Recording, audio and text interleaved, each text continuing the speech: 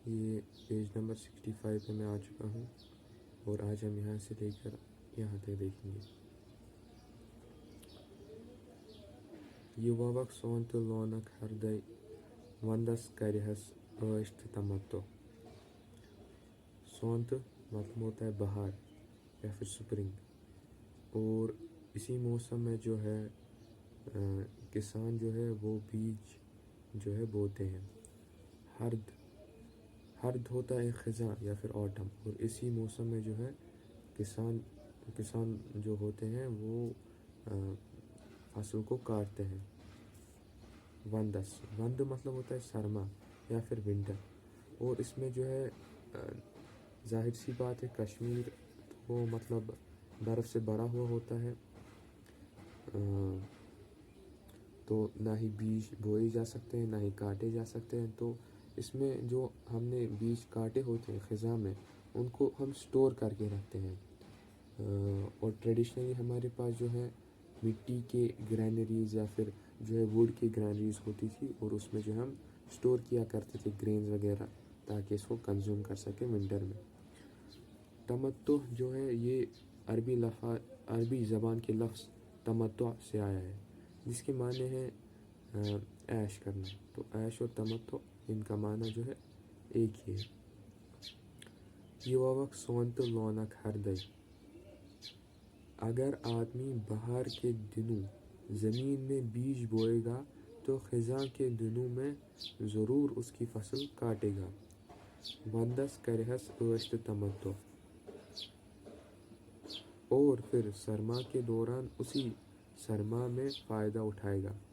تو کہنا یہ چاہ رہے ہیں شیخ العالم رحمہ اللہ کی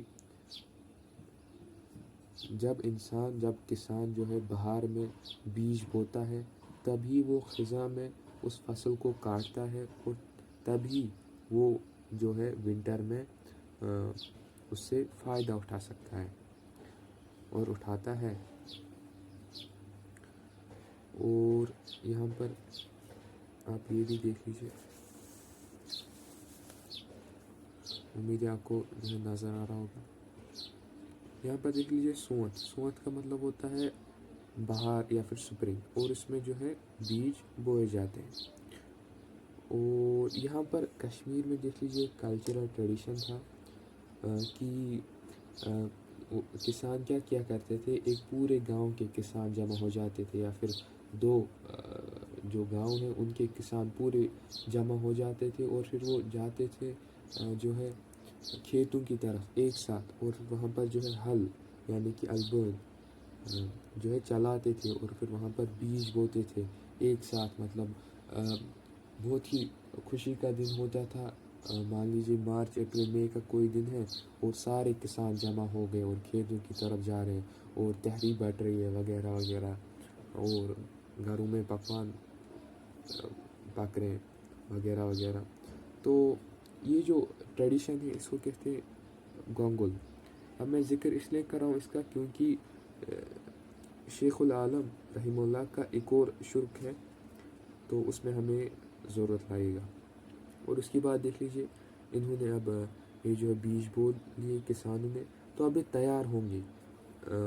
تو مان لیجیے مئی میں انہوں نے بیج بو لیے تو جون جولائی اگست میں تیار ہوں گے. اس تیار ہونے کو کہتے ہیں کراو. تو یہ تیار ہو رہے مطلب رائپ ہو رہے ہیں، انگریزی میں کہا جائے تیار ہو رہے ہیں. تو شروع یہ ہے یس کرِ گونگل سو کرِ کراو.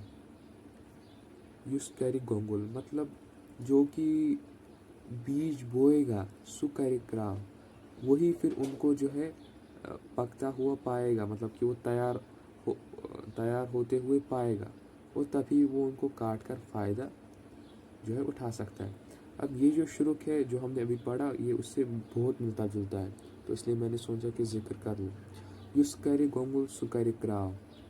جو بھی گونگل کرے گا مطلب بیج بوئے گا بہار میں، سو کرِ کراو پھر کراو کرے گا، مطلب اس کو تیار ہوا پائے گا خزاں میں، اور تبھی وہ اس کو کاٹے گا. تو یہ اور یہاں پر دیکھ لیجیے ایک تو اس کا لفظی معنی ہو گیا لفظاً کسان کو چاہیے کہ وہ جو ہے بہار میں بیج بوئے اور تاکہ پھر وہ خزاں میں جو ہے فصل کاٹ سکے اور پھر جو ہے ونٹرز میں آرام سے جو ہے اسے فائدہ اٹھا سکے. یہ تو لفظی معنی ہو گیا. اور مطلب لفظی طور پر لفظاً اس کو انگلش میں کہہ سکتے ہیں لٹرل معنی یہ ہو گیا. اور اس کے علاوہ ابو نعیم نے بہت ہی اچھا ترجمہ کیا ہے جو کہ یہ جو کنٹیکسٹ ہے اس کے حساب سے اچھا جو ہے فٹ بیٹھ رہا ہے. یہاں پر دیکھ لیجیے یووک سونت لونک ہردے وندس کرہس عیش و تمتو. اگر آدمی بہار کے دنوں زمین میں بیج بوئے گا تو خزاں کے دنوں میں ضرور اس کی فصل کاٹے گا اور پھر سرما کے دوران اسی سرما میں فائدہ اٹھائے گا. یعنی دنیا میں نیک عمل کرو اور عقبہ یعنی آخرت میں اس کا پھل کاٹو. کنٹیکس میں بالکل فٹ بیٹھ رہا ہے کیونکہ اس سے پہلے دیکھ لیجیے محشر کے دن جب حساب و کتاب کا دفتر سجایا جائے گا تو کنٹیکس کے حساب سے یہ معنی جو ہے بالکل فٹ بیٹھ رہا ہے. تو اب یہاں پر دیکھ لیجیے یووک سونت. مان لیجیے کوئی بندہ ہے وہ جو ہے نیک کام کرتا ہے. ایک تو اس کو فائدہ ملے گا دنیا میں تو کہتے ہیں لونک ہردے کہ دنیا میں ہی آپ اس کا فائدہ اٹھائیں گے پہلی چیز. دوسری بات وندس کرہس عیش و تمتو کہ وند مطلب آخرت میں جب کہ جو ہے مشکل گھڑی ہوگی اس وقت آپ ان نیک کاموں سے جو ہے فائدہ اٹھائیں گے.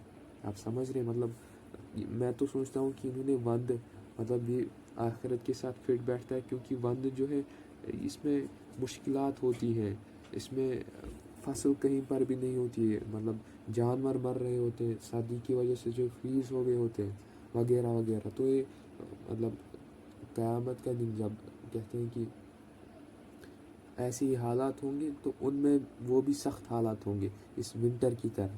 تو تشبیہ بہت ہی پیاری ہے اگر انسان غور کرے. وندس کرہس عیش و تمتو.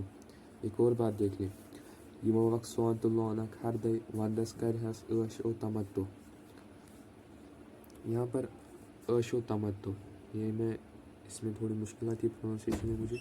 عیش و تمتو ترجمہ یہ ہوگا اگر آدمی بہار کے دنوں زمین میں بیج بوئے گا تو خزاں کے دنوں میں ضرور اس کی فصل کاٹے گا اور پھر سرما کے دوران اسی سرما میں فائدہ اٹھائے گا. تو اگلے سبق میں ہم یہاں سے یہاں تک دیکھیں گے.